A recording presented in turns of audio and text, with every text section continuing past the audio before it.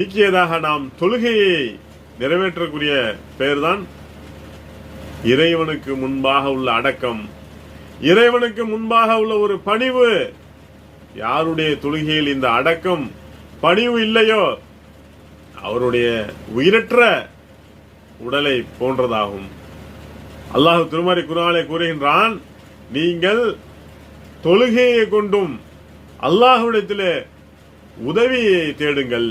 எவர்களிடம் பணிவு இல்லையோ, இறைவனுக்கு முன்னால் நிற்கின்றோம் என்கின்ற அந்த உள்ள அச்சம், பணிவு, அடக்கம் அவரிடம் இல்லையோ அவர்களை தவிர மற்றவர்கள் இந்த தொழுகை என்பது மிக பாரமானதாக இருக்கும்.